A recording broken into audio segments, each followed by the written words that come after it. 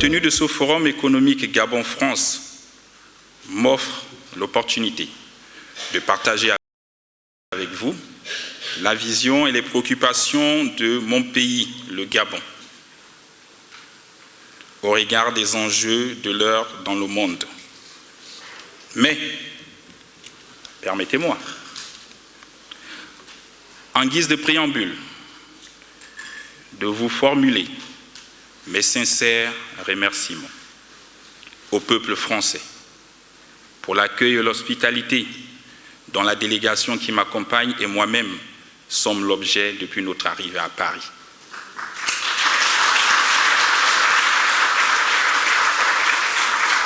Je n'oublie pas les membres de la diaspora gabonaise qui, de loin ou de près, ont participé à la réussite de cet événement.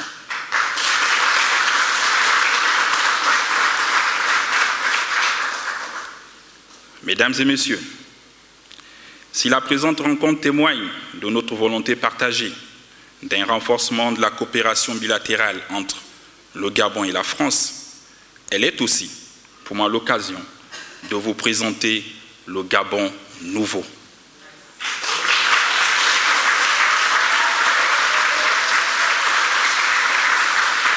En effet, l'histoire récente de mon pays a été marquée par le changement de régime intervenu le 30 août 2023, que nous appelons le coup de la liberté.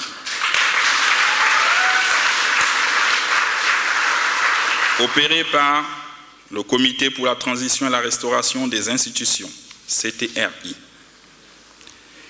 Cette libération nationale a été faite pour le peuple gabonais. Je voudrais donc réaffirmer que la rupture intervenue dans notre pays doit être comprise comme la volonté radicale des Gabonais d'aspirer à une gouvernance saine, transparente, marquée par des résultats tangibles au bénéfice des populations. Dans cette optique, l'amélioration continue du bien-être de nos populations vers une prospérité partagée est notre seule boussole.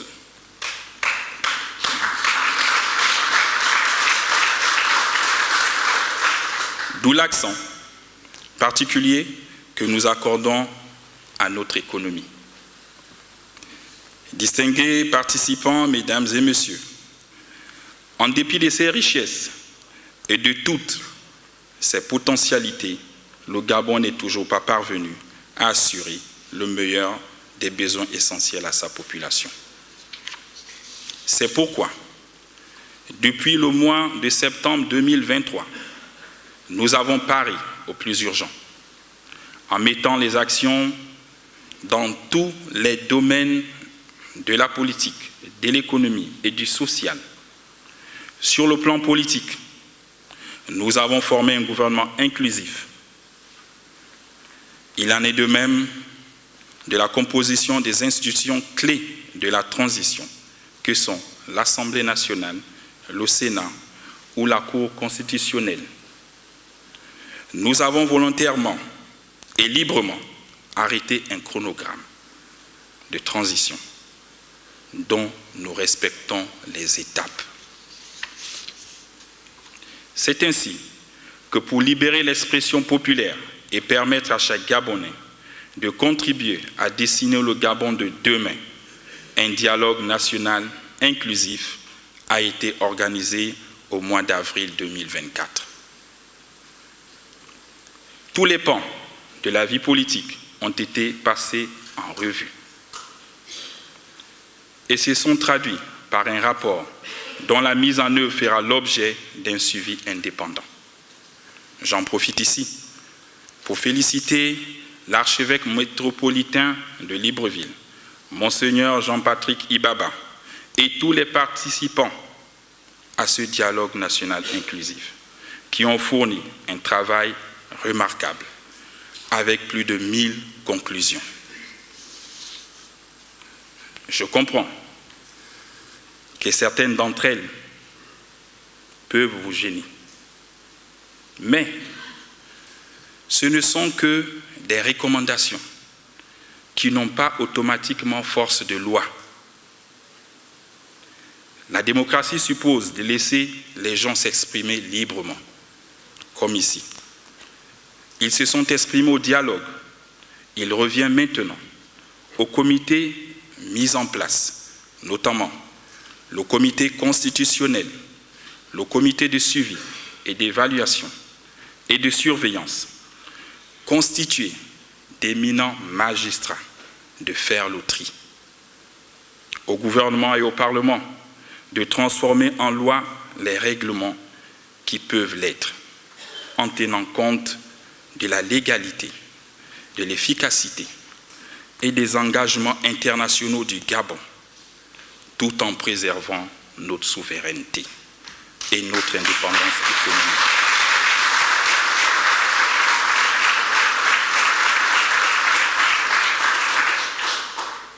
Mesdames et messieurs, sur le volet économique et social, nous avons relancé des projets structurants concernant les routes, le chemin de fer, le transport aérien, l'éducation et la santé.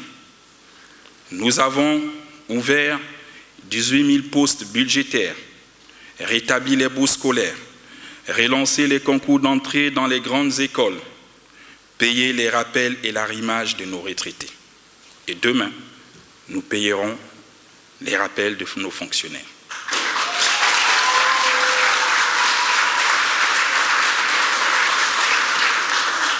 À l'évidence, beaucoup de choses ont été faites ces 8 derniers mois, mais beaucoup reste encore à faire. Nous faisons face à 32% de chômage. La plus grande proportion de cette population est jeune.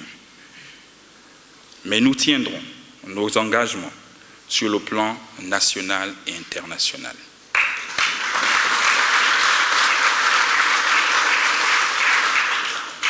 C'est pourquoi la délégation qui m'accompagne est composée à la fois de nombreux ministres et de chefs d'entreprise. Mesdames et messieurs, les chefs d'entreprise et hommes d'affaires, nous sommes devant vous aujourd'hui pour vous inviter au Gabon, dernier Éden en matière d'environnement et terre de toutes les opportunités.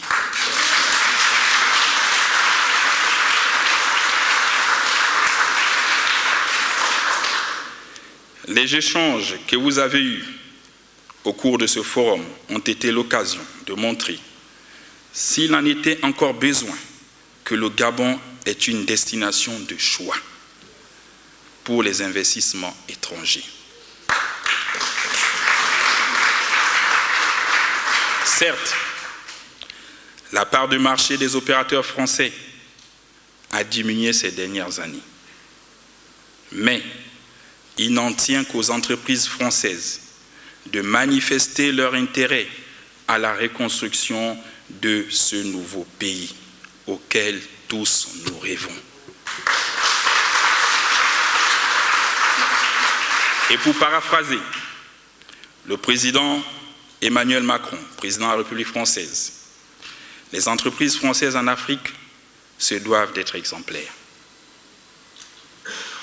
Pour vous en convaincre, sachez que le Gabon sera une économie gabonaise plus résiliente face aux chocs externes et internes grâce à la diversification effective de la base productive.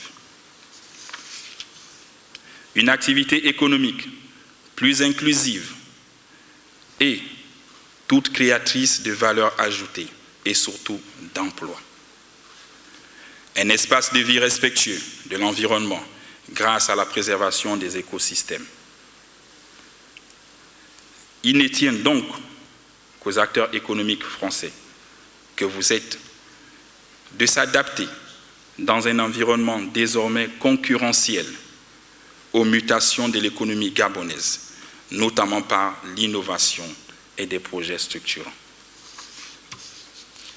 Mesdames et messieurs, les chefs d'entreprise et hommes d'affaires. Faut-il le rappeler? L'économie gabonaise est un potentiel important. Elle est en pleine expansion, avec une croissance qui pourrait se situer entre 3 et 4% à partir de 2024. Avec une inflation parmi les plus basses des pays de la zone. Outre les mines, le pétrole, le fer, le manganèse, nous sommes leaders dans la transformation du bois. D'autres secteurs vont suivre. Sur le plan juridique, le Gabon offre aujourd'hui une sécurité des investissements à la faveur des efforts faits en matière de protection des investissements étrangers et de la lutte contre la corruption.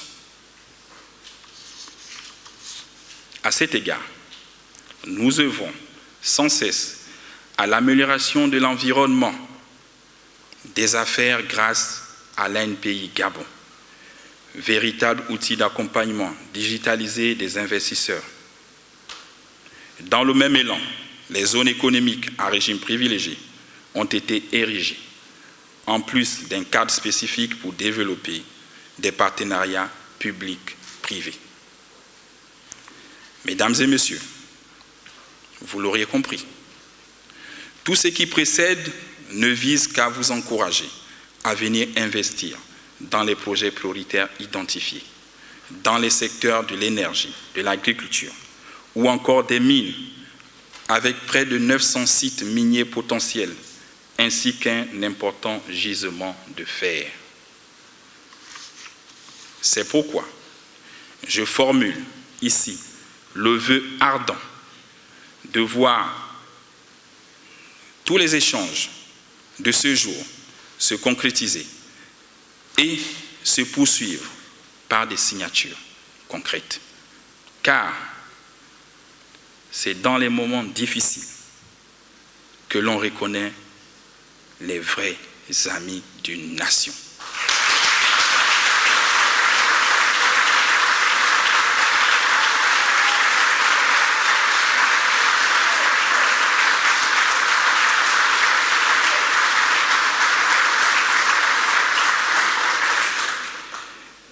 Qui plus est, dans une période de transition saluée à travers le monde. Aussi, je reste attaché à la valeur ajoutée que vous portez ou que vous apporterez à mon pays sur l'effectivité de la création d'emplois au bénéfice des nationaux. Le respect de nos engagements, le paiement de vos impôts et taxes relatifs à l'activité commerciale qui est la vôtre et la transformation de nos matières premières sur place.